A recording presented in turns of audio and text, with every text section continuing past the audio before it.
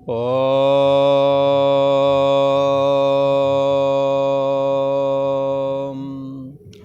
ओम गुरु ब्रह्मा गुरु विष्णु गुरुदेव महेश्वरा गुरु साक्षात् परम ब्रह्म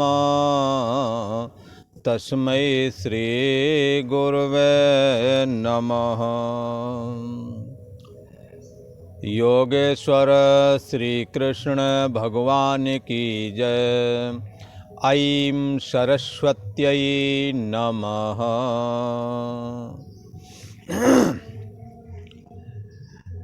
ये गीता का 5वां अध्याय चल रहा है और यहाँ भगवान श्री कृष्ण के प्रति अर्जुन एक प्रश्न करते हैं। भगवान श्री कृष्ण से अर्जुन क्या प्रश्न कर रहे हैं? संन्यास और कर्म के विषय में। संन्यासः कर्मणाम कृष्ण। संन्यास कर्म संन्यास और कर्म योग, ये दो साधना के जो मार्ग हैं इन पर चर्चा है। तो भगवान श्री कृष्ण से अर्जुन कहते हैं कि आप जो है कर्मों के संन्यास की बात कहते हैं और कर्मों का संन्यास मार्ग ज्ञान योग का है, क्योंकि त्वम पदार्थ विवेकाय संन्यासा सर्व कर्मणाम।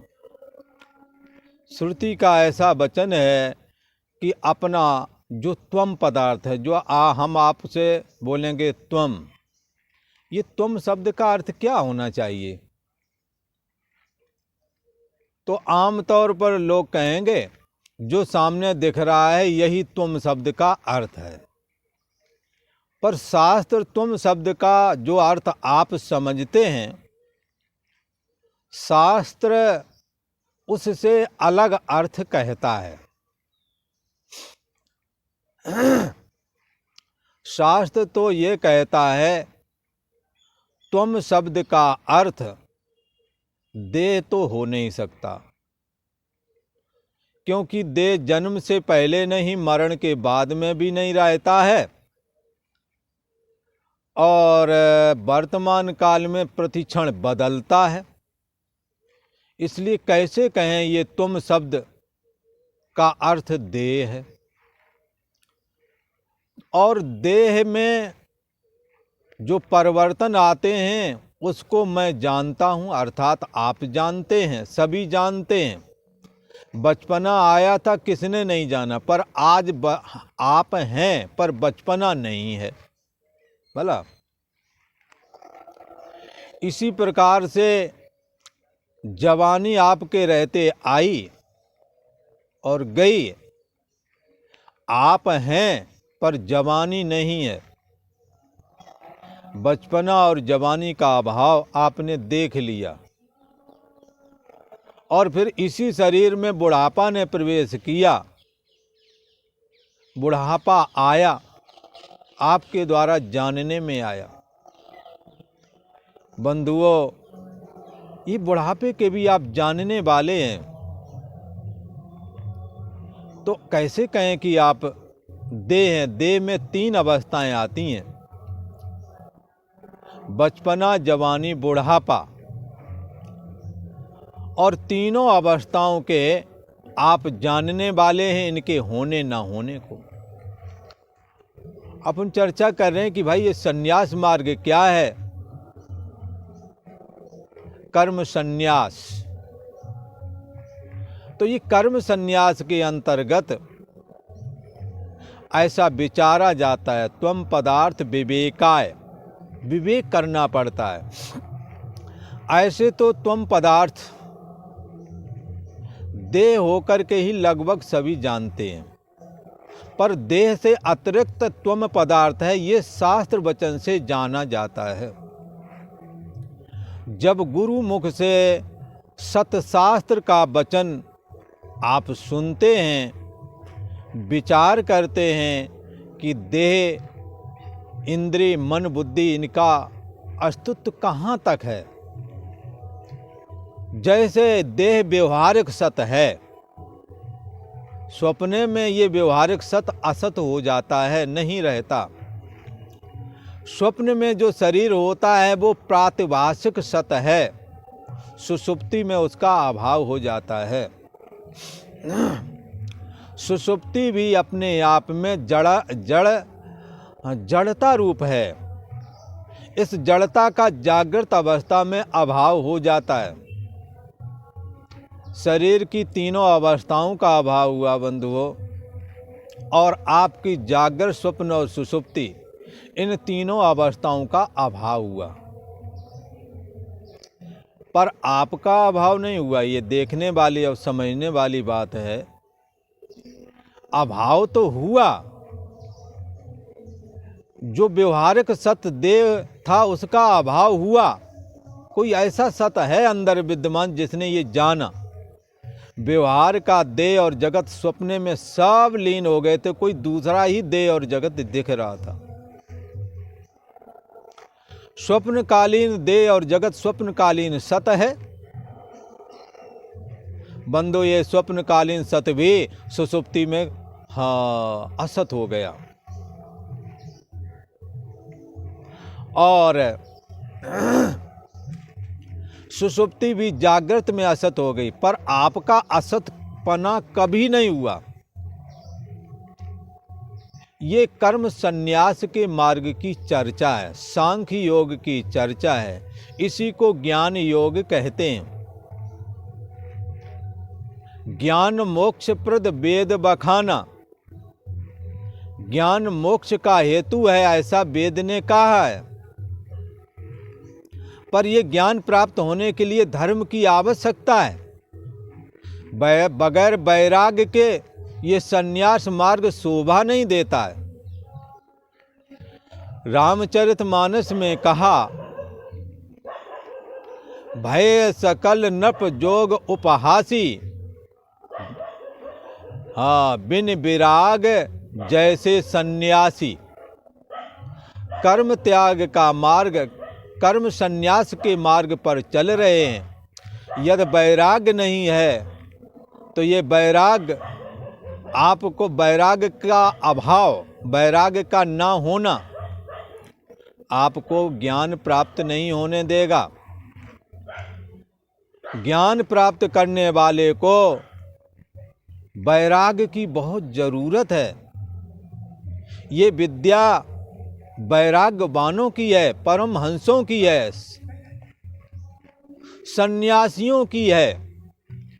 जो सन्यासी जैसा जीवन जीते हैं घर गृहस्थी के जीवन में अपना, उनके लिए ये विद्या है। जिन्हें कहीं राग द्वेष नहीं है, जिनके अंदर कामना नहीं है, जिनके अंदर मोह नहीं रह गया है, जो सत्संगी हैं, जो अपने काम को ईश्वर का काम समझ के लगे रहते हैं, जो अपने काम भी संपादन करते हैं, दूसरों के भी काम में आते हैं, ऐसे लोग घर गृहस्थी में भी हैं, वो भी सन्यासी ही कहने योग्य हैं। क्योंकि उन्होंने अंदर से विषय लोलुपता खत्म हो गई है। ये वो धार्मिक पुरुष हैं जिन्होंने जीवन में ये शुभ लाभ कमाया है, शुभ लाभ नहीं कमाया, और उस शुभ लाभ से इन्होंने धर्म भी किया है। अपने खर्चे चलाए, दूसरों के भी खर्चे चलाए, अपनी ताकत का इस्तेमाल दूसरों के परोपकार के लिए किया।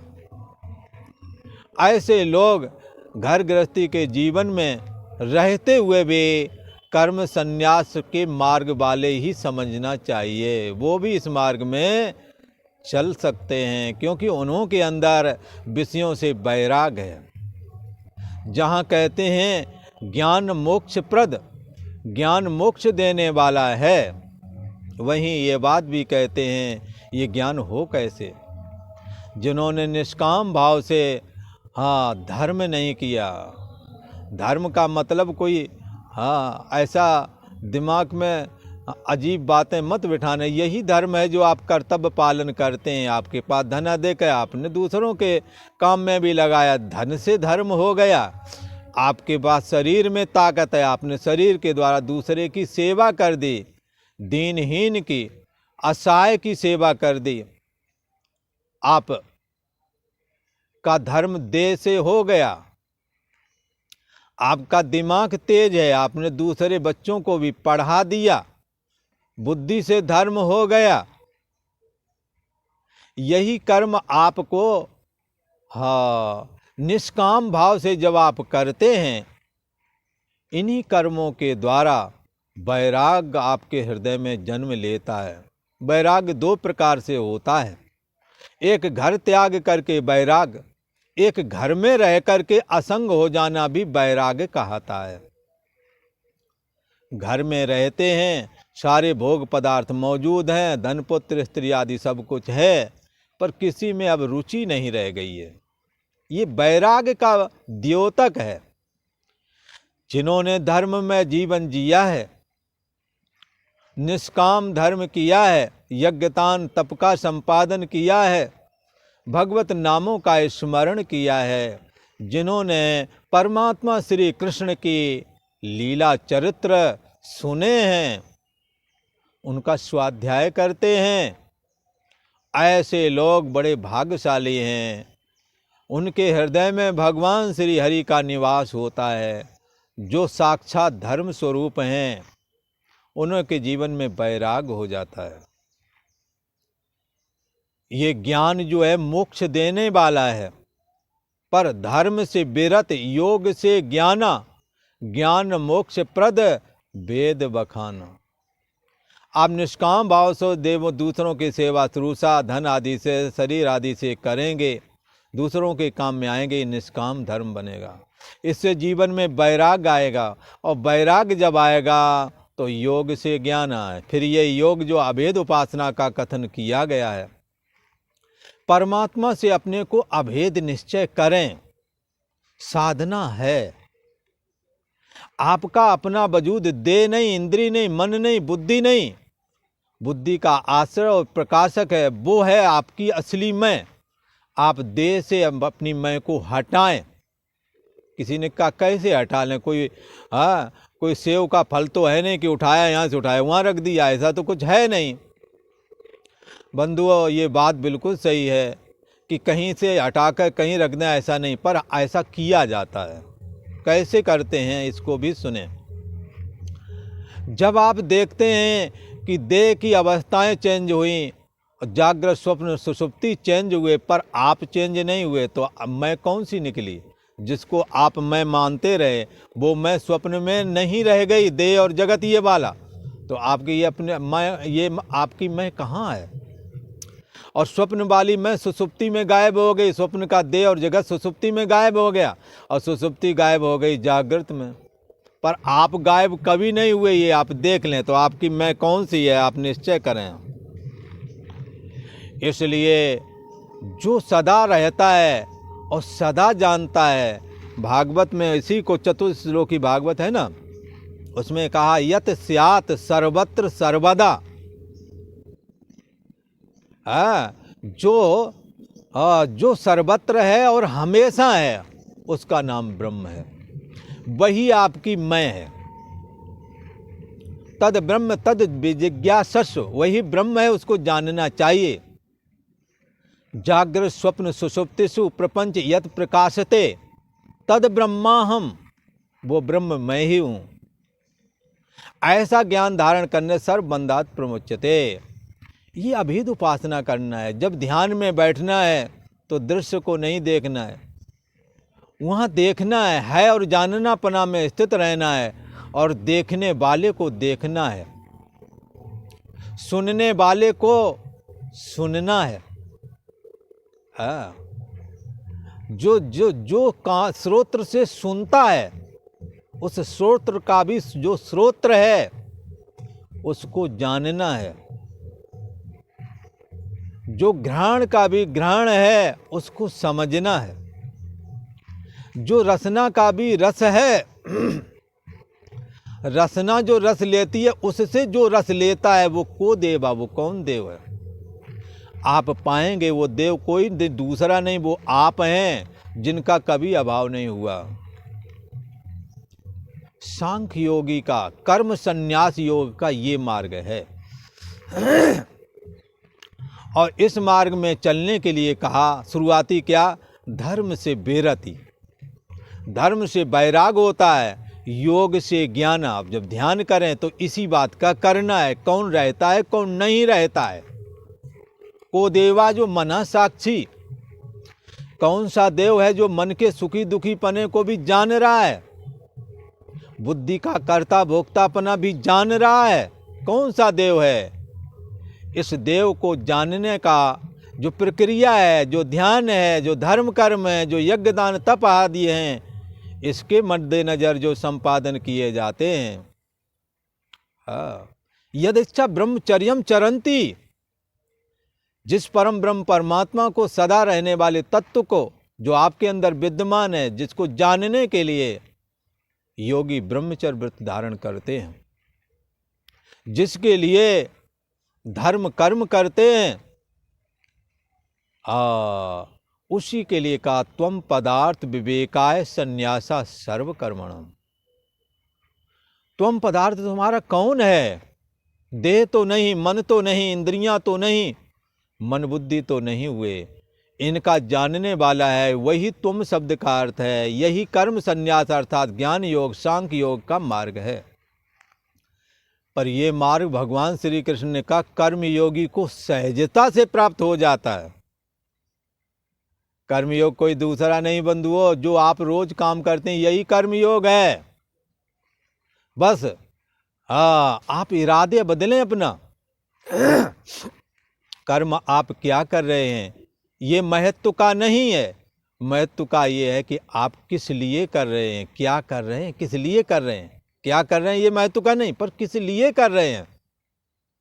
कामना पूर्ति के लिए कर रहे हैं, अनेकों जन्म बीत गए, कामनाओं का अंत नहीं आया तो अब भी नहीं आएगा। जीवन गुजर गया तो जीने का ढंग आया, जब समा बुझ गई तो महफिल में रंग आया। अब बुढ़ापा आ गया है, समा बुझने वाली है, अब आप कर रहे हैं, पहले ये जतन करना चाहिए था। जब गाड़ी निकल गई तो घर से चला मुसाफिर, मायूस हाथ मलता वापस गैरेज को आया। ये दशा जीव की है बंधुओं। समय रहते इस बात का विचार करो और भगवान श्री कृष्ण का जो अंतर्यामी स्वरूप है उसमें स्थिति लाभ प्राप्त करें। सांख्य योग और कर्म योग। अर्जुन प्रश्न करते संन्यासः कर्मणाम, कर्म योग और संन्यास अर्थात ज्ञान योग, सांख्य योग, दोनों की बात भगवान करते हो आप और बाद में कर्म योग की प्रशंसा भी करते हो। इसका क्या कारण है? ऐसा प्रश्न अर्जुन ने रखा था। भगवान श्री कृष्ण ने कहा कर्म संन्यास और कर्म योग दोनों ही परम कल्याण करने वाले हैं, परंतु उन दोनों में से कर्म संन्यास अर्थात ज्ञान योग की अपेक्षा कर्म योग ज़्यादा ठीक है, क्योंकि वो करने में सुगम है। ऐसा कहा भगवान श्री कृष्ण अर्जुन से कहते हैं, हे अर्जुन, सांख्य योग की तो चर्चा की, पर कर्म योगी के लिए यही सांख्य योग सहज में सिद्ध हो जाता है। कर्म योगी को कर्म का बंधन नहीं लगता, कर्म उसको बांधते नहीं हैं। क्यों नहीं बांधते? क्योंकि वो आसक्ति नहीं किए है। क्यों नहीं बांधते? क्योंकि वो फलाकांक्षा नहीं रखता, क्योंकि वो कामना नहीं रखता, क्योंकि वो देह और जगत से असंग हो करके सदैव ईश्वर अर्पण बुद्धि से कर्म में लगा रहता है। राग द्वेष नहीं उसके जीवन में। देखो तो सही बंधुओं, कर्मयोग की साधना करने वाले को चाहिए। कर्मयोग का मतलब जो घर गृहस्थी के जीवन के रोजमर्रे के काम हैं उनमें अगर सफलता हासिल करना है तो नेकी कर कुएं में फेंक। जो कर दिया वो कर दिया। उसके लिए बार बार ये नहीं कहना हम ना ऐसा करते तो ऐसा हो जाता वैसा हो जाता, ये हमारी वजह से ऐसा हो गया, ऐसा मत बोलो। वरना कर्मयोग की श्रेणी से आपका नाम हट जाएगा।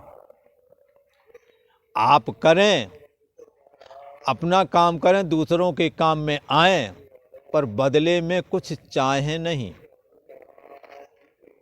कहीं राग द्वेष ना रखें, फिर काम को करें।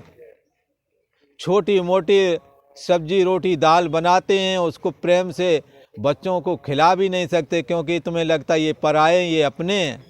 ये राग द्वेष जो है अच्छा खासा आपका कर्म योग खत्म कर देता है? ये कर्म योग तो दूसरों के हित की बात कहता है। आप रोटे आदि जो भोजन आदि है उनको देते हुए भी कलपते जाते हो, किए कराई पर पानी फेर देते हो। इससे हमें बचना चाहिए। भगवान श्री कृष्ण कहते हैं, हे अर्जुन, ये कर्मयोगी तो नित्य सन्यासी है, क्योंकि ये कामना रखता नहीं है, इसके अपना निजी कोई कार्य है नहीं।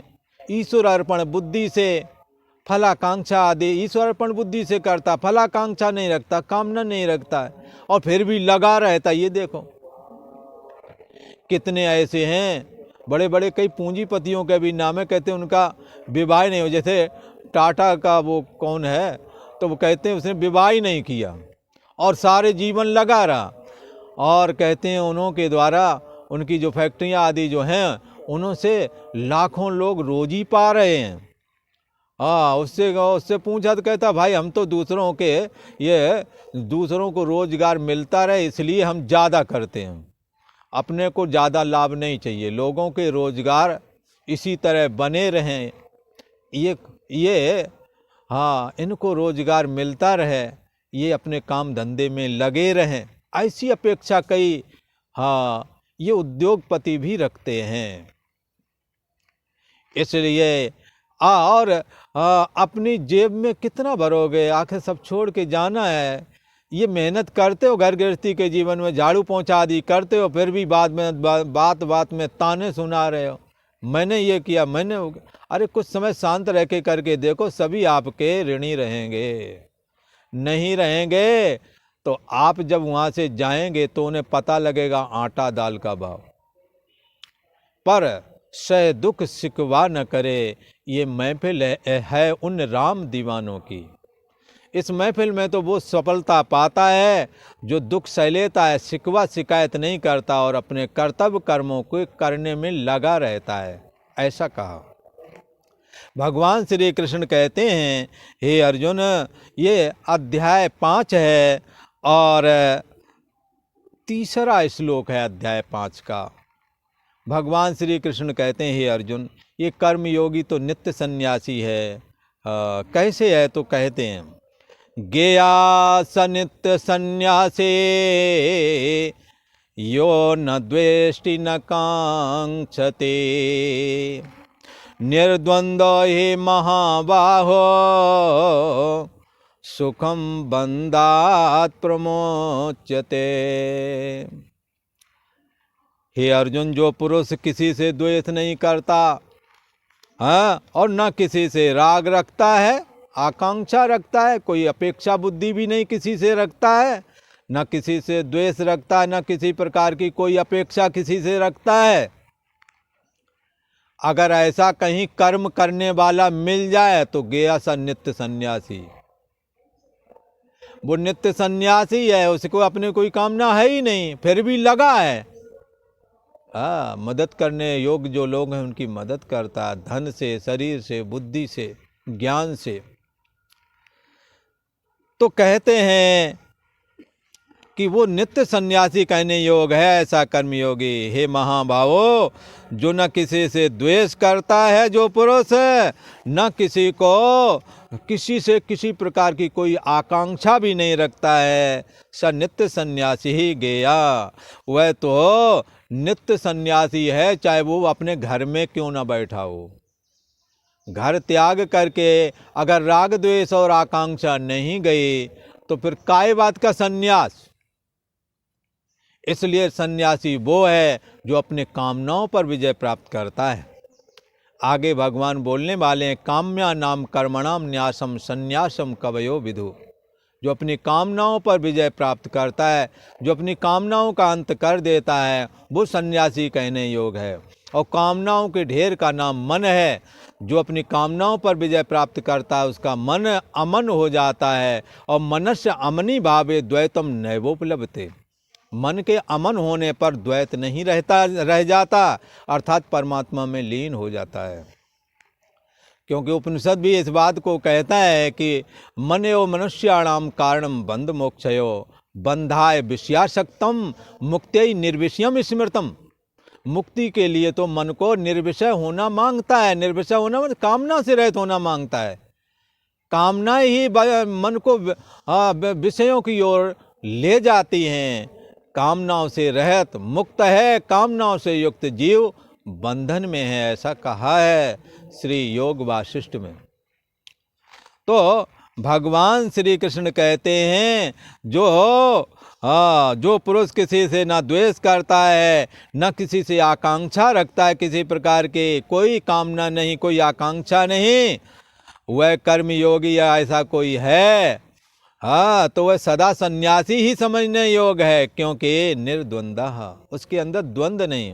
किसी ने कहा महाराज ये द्वंद्व क्या है?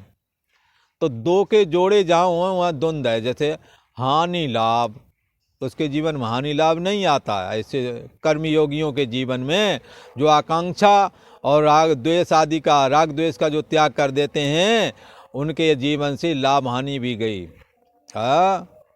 राग द्वेष खत्म हो गए, सुख दुख, यदि तुम सुख में इतराओगे तो दुख भी तुम्हें दुखी करेगा। वो न सुखी होता है न दुखी होता है। दुख को भी पचा जाता है, किसी से कहता नहीं, सुख को भी पचा जाता है।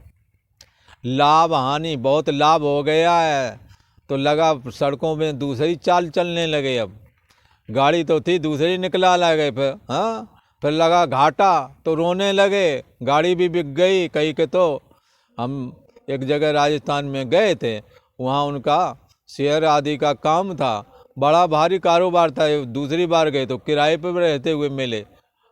ये सुख दुख लाभ हानि ये जीवन के पहलू हैं बंधुओं। इनमें सुख में इतराना नहीं है और दुख में दुखी नहीं होना, लाभ में इतराना नहीं है और हानि में भी अपने को संयमित रखना है।